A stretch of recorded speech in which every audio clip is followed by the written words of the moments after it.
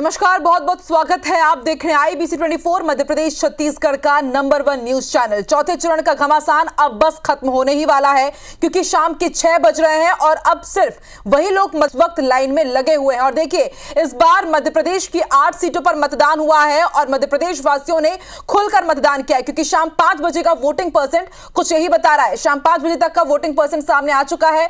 मध्य प्रदेश में 5 बजे तक 68% मतदान हुआ है। जी हाँ, 68%, जो कि काफी अच्छा है, पिछले बार से बहुत अच्छा। शाम 5 बजे तक ही मतदान हो चुका है और सोचिए, जब इसे और भी आगे रिफाइन किया जाएगा तो ये वोटिंग परसेंट और भी अच्छा खासा सामने आएगा। तो शाम 5 बजे तक का अपडेट हम आपको बता रहे हैं। 5 बजे तक 68.01 वोटिंग हुई है परसेंट। देवास में 71.53%, धार में 67.55%, खंडवा में 68.21%, खरगोन में 70.80%, देवास में 71.53%, धार में 67.55%, मंदसौर में 71.76% और रतलाम में 70.61%।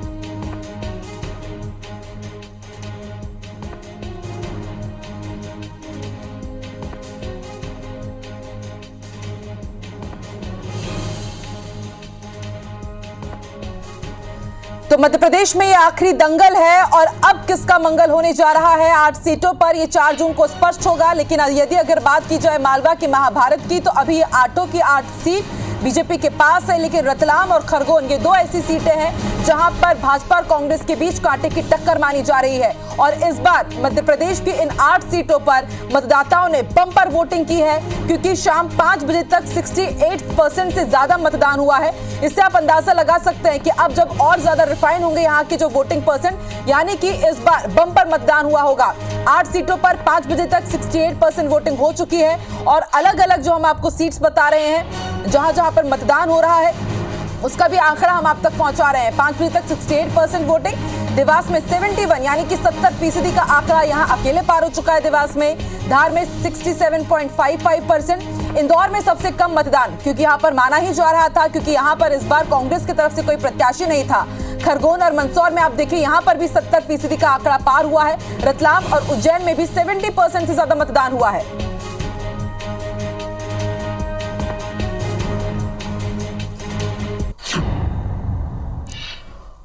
और अब ये 8 तस्वीरें हम आपको दिखा रहे हैं। दिग्गजों ने आज मतदान किया, क्योंकि जैसा कि हम बार बार आपसे बताते हैं कि मालवा निमाड़ में कई दिग्गज हैं जिनका मध्य प्रदेश की राजनीति में अच्छा खासा दखल है। और जब आज इनके निर्वाचन क्षेत्र की बारी आई तो तस्वीरें आपकी स्क्रीन पर आप देखिए। उज्जैन गृह जिला है सीएम का खुद, और डॉक्टर मोहन यादव अपने परिवार के साथ पोलिंग बूथ पहुंचे और वहां पर उन्होंने अपने मताधिकार का उपयोग किया, वोट डाला। दूसरी तस्वीर कैबिनेट मंत्री कैलाश विजयवर्गीय की, ये खरगोन पहुंचे, यहां पर उन्होंने मताधिकार का उपयोग किया।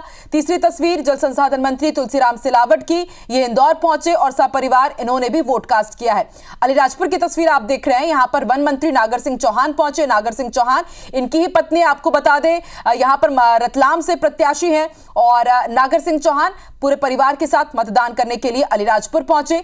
और चौथी तस्वीर आप देख रहे हैं, बालकृष्ण पाटीदार की, पूर्व कृषि मंत्री हैं, कद्दावर नेता हैं और ये खरगोन पहुंचे। खरगोन में इन्होंने पूरी जिम्मेदारी संभाली हुई है और आज इन्होंने वोट कास्ट भी किया। और छठवीं तस्वीर भी आप इंदौर की देख रहे हैं। इंदौर में जीतू पटवारी, पीसीसी चीफ हैं ये। जीतू पटवारी अपने परिवार के साथ, और खास बात ये रही कि जीतू पटवारी बाइक चला करके वोट डालने के लिए पहुंचे थे। उमंग सिंघार, धार के बड़े नेता प्रतिपक्ष, और देखिए इस बार जो राजेंद्र मोवेल को टिकट मिला है वो भी उमंग सिंघार के ही समर्थक है। और उमंग सिंघार पूरी जिम्मेदारी धार की संभाले हुए हैं, खरगोन की संभाले हुए हैं, नेता प्रतिपक्ष हैं, उन्होंने भी अपना वोट कास्ट किया। और बड़वानी की तस्वीर आप देख रहे हैं, राज्यसभा सांसद है ये सुमेर सिंह सोलंकी, वो भी बड़वानी पहुंचे और उन्होंने अपनी फैमिली के साथ वोट कास्ट किया।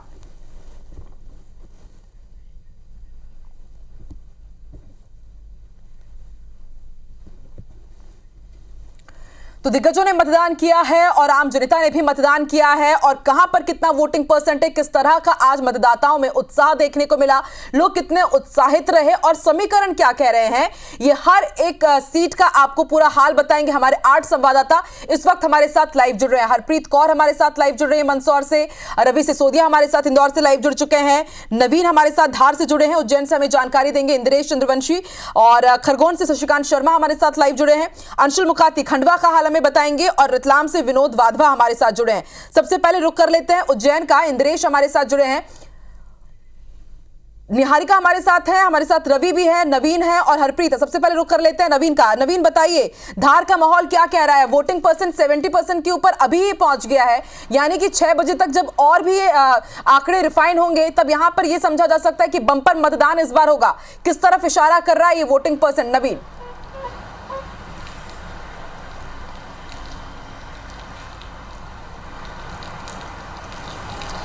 देखिए आकांक्षा, धार संसदीय क्षेत्र में बड़ा कांटे का मुकाबला है। बीजेपी कैंडिडेट को एक बार पहले भी सांसद रह चुकी हैं, फिर से उनको टिकट मिला है, और मौजूदा सांसद छतर सिंह दरबार का टिकट काट के सावित्री ठाकुर को प्रत्याशी बनाया गया है। बीजेपी ने कुछ देखा है उनमें पोटेंशियल, लिहाजा उनको टिकट दिया है। हालांकि बीजेपी के कैंडिडेट के सामने जो कैंडिडेट हैं वो बहुत बड़ी प्रोफाइल के नहीं हैं। राधेश्याम मोयल ये नेता प्रतिपक्ष उमंग सिंगार के कैंडिडेट हैं, उन्होंने ही इनकी सिफारिश की थी और उनको आखिरकार टिकट मिला, और उमंग सिंगार पूरी ताकत के साथ मैदान में हैं और अपने प्रत्याशी का समर्थन कर रहे हैं। देखिए, धार संसदीय क्षेत्र में 4 विधानसभा सीटें कांग्रेस के खाते में हैं। गंदवानी, बदनावर, मनावर, ये चारों ऐसी सीटें हैं जहां कांग्रेस के विधायक हैं, और लगभग ये कांग्रेस का गढ़ शुरू से ही रहा है। तो अगर इन चारों सीटों पर अच्छी खासी वोटिंग होती है तो जाहिर तौर पर सीधे कांग्रेस कैंडिडेट को फ़ायदा होगा। चूँकि चारों जो कांग्रेस के विधायक हैं उन लोगों ने इस लोकसभा चुनाव को, इस सीट को अपनी प्रतिष्ठा पर लिया हुआ है, लिहाजा वो पिछले कुछ महीनों से लगातार मेहनत कर रहे हैं और राधेश्याम मोयल के लिए पूरी ताकत के साथ लगे हैं। साथ ही साथ एक फैक्टर और है आकांक्षा, जयस अगर अंदरूनी तौर पर समर्थन कांग्रेस पार्टी को दे देगी तो सारे समीकरण बीजेपी के फेल हो जाएंगे, क्योंकि 85% से ज़्यादा के क्षेत्र पर सीधे तौर पर जयस का प्रभाव है। तो जाहिर तौर पर जयस खुलकर सामने नहीं है, न समर्थन कह सकते हैं एक तरीके से औपचारिक तौर पर, लेकिन ये भी खबरें मिली हमें बीच बीच में कि अंदरूनी जयस का विरोध है, और ये विरोध अगर बढ़ता रहा तो कांग्रेस की मुश्किलें हो सकती हैं। लेकिन अब पोलिंग परसेंटेज की बात आकांक्षा आपने की है, तो फिलहाल 68% पोलिंग हुई है, और पिछले साल 70% से ज्यादा हुई थी पोलिंग, और चूंकि बारिश, आंधी तूफान की वजह से मौसम बिगड़ा आखिरी के 1 घंटे में, तो जो हम उम्मीद कर रहे थे कि 75% के पार जाएगा, तो वहां थोड़ी मुश्किल हो सकती है आकांक्षा। ठीक है नवीन, लेकिन जितना परसेंट अभी आप बता रहे हैं वो ही काफी अच्छा है, और देखने वाली बात होगी कि बीजेपी इस बार यहां से हैट्रिक लगा पाती है कि नहीं लगा पाती है। आप बने रहिए हमारे साथ। अब रुक कर लेते हैं निहारिका का। निहारिका देवास से हमारे साथ जुड़ी है। निहारिका, राजेंद्र मालवीय वर्सेस महेंद्र सिंह सोलंकी, बेहद हाई प्रोफाइल सीट ये भी है, क्या समझा जाए इस बार, क्या हैट्रिक लग पाएगी धार में, देवास में? देखिए, देवास में अगर हम बात करें तो 2019 में मौका मिला था महेंद्र सिंह सोलंकी को पहली बार भाजपा की तरफ से, और इस बार जो है उन्हें दोबारा से मौका दिया गया है। ऐसे में महेंद्र सिंह सोलंकी का यहाँ पे जो वर्चस्व माना जा रहा है वो काफी मजबूत माना जा रहा है। हालांकि एक अंदर की बात हमें जरूर पता चली है कि भाजपा में अपने आप में ही अंदर कई ऐसे गुट बन चुके हैं जो महेंद्र सिंह सोलंकी के विरोध में भी थे। इन्हीं में से एक अगर हम बात करें तो जानी मानी विधायक है देवास की, जिनका नाम है गायत्री राजे पवार। वे खुद नहीं चाहती थी कि ये जो सोलंकी जी है उन्हें इस बार मौका मिले, उसके बावजूद भाजपा ने उन पर भरोसा जताया, जिसका विरोध कहीं ना कहीं उनके द्वारा अलग अलग तरह से किया गया था। और आज की अगर बात करें तो जो विधायक हमेशा 9 से 10 के बीच में जाकर अपना मतदान हर हाल में देकर लोगों से मतदान करने की अपील करती थी, वे खुद आज 4 से 5 बजे के बीच में मतदान करने गई है। इस मतदान की आखिरी घड़ी में वे मतदान करने पहुंची थी। हालांकि अगर हम प्रतिशत की बात करें तो अभी ही यानी कि 5 बजे तक का ही अगर हम प्रतिशत जाने तो 71% से ज्यादा जो मतदान है वो देवास में हो चुका है, और पिछले बार की अगर हम मतदान प्रतिशत की बात करें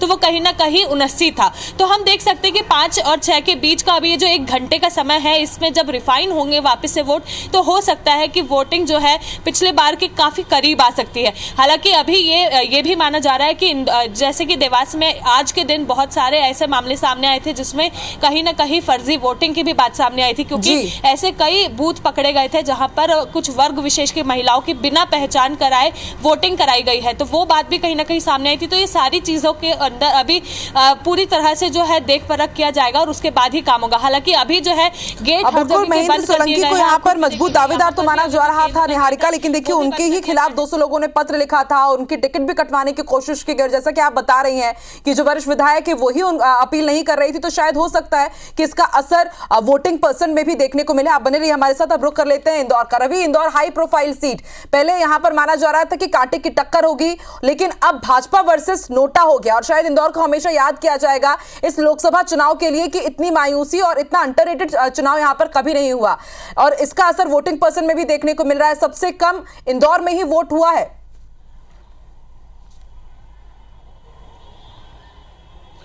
देखिए, सबसे बड़ी बात है कि आकांक्षा, जब हमने 3 बजे जब इसी विषय पर हम लोग चर्चा की थी तब भी मैंने यही कहा था कि जो कांग्रेस का परंपरागत वोट हो, या तो वो लोग वोट करने घरों से बाहर नहीं निकले और जिन लोगों ने वोट किया है उन लोगों ने अपना वोट नोटा को दिया है। तो यहाँ पे 2 बात हो सकती है कि एक तो जो वोटिंग परसेंटेज कम हुआ है वो इसी कारण से हुआ है कि लोगों ने वोट किया नहीं है और जिन लोगों ने वोट किया है वो नोटा पे किया है, और कारण यही है कि वोटिंग परसेंटेज भी जो है वो कम देखने को मिला है। अगर यहाँ पर शंकर लालवानी की अगर एक बड़ी बढ़त के साथ जीत भी होती है तो यहाँ पर कोई अचंभे वाली बात नहीं होगी कि पूरे देश भर में नोटा भी इंदौर शहर में रिकॉर्ड बनाएगा। लेकिन इसमें एक बात यह है कि जब 3 बजे के बाद से जब 48% तक ये 48% इंदौर में तब तक मतदान हुआ था, उसके बाद से ही अगर बात करें तो बीजेपी के जितने भी बड़े नेता हैं उन्होंने जमीन पकड़ ली थी। चाहे मंत्री कैलाश विजय की बात कर ली जाए, चाहे मंत्री सांवेर से तुलसी सिलावट की बात कर ली जाए, और तमाम संगठन के जितने पदाधिकारी हैं वो अपने अपने क्षेत्रों में जाकर इस वोटिंग परसेंटेज को पुश करने में लगे हुए थे। और यही कारण रहा है कि वह परसेंटेज जो 4 बजे तक 48% पे था वो अभी तक 6 बजे तक आते आते 56% पर आ गया है। यानी कि अब ये माना जाए कि जब तक आखिरी के जो आंकड़े रिफाइन होंगे तब तक ये 60 से 62% तक आने की उम्मीद जताई जा रही है, जो कि पिछले साल के 2019 की तुलना में काफ़ी कम रहेगा। और जैसा कि इस बार माना जा रहा था कि एक बम्पर वोटिंग के लिए बीजेपी लगातार ये प्रयास कर रही थी कि भले ही कांग्रेस नोटा का प्रचार कर रही है लेकिन आम जनता अपने मताधिकार का पूरा प्रयोग करे, और उन्होंने चाहा भी यही था कि एक बम्पर वोटिंग हो। जो अल सुबह पहले फेज में पहले पहर में जो लाइनें कतारें पोलिंग बूथ के बाहर नजर आई, उससे साफ जाहिर हो रहा था कि एक अच्छे वोटिंग परसेंटेज इंदौर में जा सकता है। लेकिन देखिए, ये आखिरी फेज मध्य प्रदेश का और 8 लोकसभा में सबसे ज़्यादा कम वोटिंग परसेंटेज जो है वो इंदौर में ही देखने को मिला है। तो कहीं ना कहीं एक वोटर में मायूसी से कह सकते हैं कि वोटरों की मायूसी होगी, हमें लग रहा था कि देखिए स्वच्छता में हमेशा नंबर 1 रहा है इंदौर और इस बार शायद वोटिंग में भी नंबर 1 रहेगा। लेकिन ये तभी स्पष्ट हो गया था जब कांग्रेस ने अभियान चलाया कि आप नोटा पर अपना बटन दबाइए, और उसके बाद से लग रहा था कि शायद इस तरह का ही ट्रेंड इस बार देखने को मिलेगा। आप बने रहिए, अब रुक कर लेते हैं। हरप्रीत हमारे साथ है धार से। हरप्रीत, धार के बारे में कहा जाता है कि यहाँ पर हमेशा जनता का मूड बदलता रहता है। ये सीट किसी का भी गढ़ नहीं है, लेकिन फिर भी पिछले बार से बीजेपी जीतते आ रही है, तो इस बार बीजेपी के इस किले को कैसे भेद पाएगी कांग्रेस? इसको लेकर के किस तरह की तैयारी कांग्रेस ने यहाँ पर की? राधेश्याम मोवेल वर्सेस सावित्री ठाकुर के बीच यहाँ पर जंग है, वर्तमान सांसद का टिकट यहाँ से काट दिया गया, तो क्या समीकरण उसके हिसाब से बनते हुए नजर आ रहे हैं? और वोट परसेंट भी धार का भी काफी अच्छा है इस बार, अभी 5 बजे तक की अगर बात की जाए तो। बिल्कुल, देखिए, धार के बारे में जो जानकारी है वो मेरे सहयोगी नवीन जी ने यहाँ पर दी है, और मैं मंदसौर में इस वक्त मौजूद हूँ। मंदसौर अगर बात की जाए तो 5 बजे तक 71% मतदान यहाँ पर पहुंच चुका है, और इस 71% मतदान का जो आंकड़ा है वो शाम 5 बजे तक का है। यानी जब ये आंकड़ा शाम 6 बजे और जो लोग अभी अंदर मौजूद है मतदान केंद्र में, तो ये जब पूरा आंकड़ा जोड़ा जाएगा तो ये करीबन 74 से 75% जा सकता है। ये एक बड़ा बेहतर जो तीसरे चरण में, चौथे चरण और अंतिम चरण में मतदान हुआ है, तो उससे बहुत बेहतर यहाँ पर मतदान माना जा सकता है। अब अगर मंदसौर के उम्मीदवारों की बात की जाए तो बिल्कुल आपने सही कहा। मंदसौर के बारे में कहा जाता है कि यहाँ की जो जनता है, लोकसभा यानी संसदीय सीट में जो लोग मतदान यहाँ पर करते हैं वो पार्टी नहीं बल्कि चेहरा देखते हैं, और जब जनप्रतिनिधि अपना पूरा जोर लगा लेते हैं और बारी जब जनता की आती है तो चौंकाने वाले नतीजे सामने आते हैं। 2009 से कांग्रेस की मीनाक्षी नटराजन जब यहाँ पर जीती थी तो सबको हैरानी हुई थी। वो बेहतरीन काम उन्होंने किया था, लेकिन 2014 में यहाँ पर जो विधायक रह चुके हैं सुधीर गुप्ता को जब यहाँ पर टिकट मिली तो वो यहाँ पर जीते। उसके बाद 2019 में भी उन्होंने जीत हासिल की। इस बार की अगर बात की जाए तो मैदान में बीजेपी ने एक बार फिर सांसद को ही मैदान में उतारा है, सुधीर गुप्ता। बहुत सेफ सीट मानी जा रही है और यहाँ पर जो आंकड़े बता रहे हैं, लोगों की जो राय हमने यहाँ पर जानी है, तो ये सीट बीजेपी के खाते में जाती हुई नजर आ रही है। इसकी एक वजह ये भी है कि यहाँ पर ओबीसी जो है एक बड़ा यहाँ पर मुद्दा है, लेकिन उसके बावजूद दिलीप सिंह गुर्जर को कांग्रेस ने यहाँ पे टिकट दिया है। ओबीसी समुदाय से है, वो उज्जैन के रहने वाले हैं, लेकिन टिकट जो है उन्हें मंदसौर से दी गई।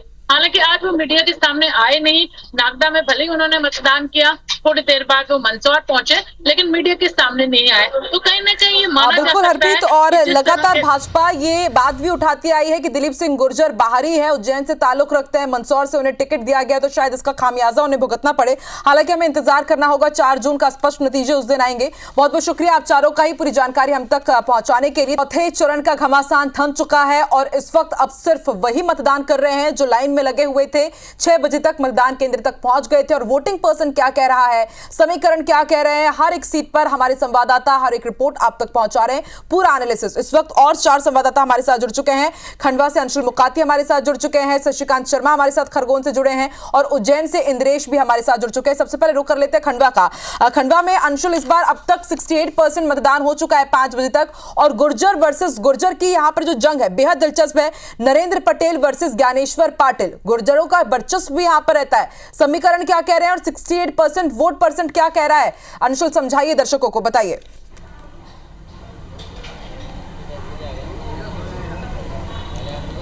हाँ जी, बिल्कुल आपको बता दूं कि अब ज्ञानेश्वर पाटिल और नरेंद्र पटेल की किस्मत जो है वो ईवीएम में बंद हो चुकी है और जिसका फैसला अब सीधे मतगणना वाले दिन ही सामने आएगा। हालांकि यदि वोटिंग परसेंटेज की बात करें तो 2019 में जो वोटिंग परसेंट था वह 76% के लगभग रहा था, जो कि अब वो जो वोटिंग परसेंट हुआ है वह लगभग 70 से 72% के बीच रहने की उम्मीद जो है वह जताई जा रही है। हालांकि वो पिछला रिकॉर्ड तो नहीं तोड़ पाया, लेकिन फिर भी बम्पर वोटिंग जो है वो यहाँ पर देखने को मिली है।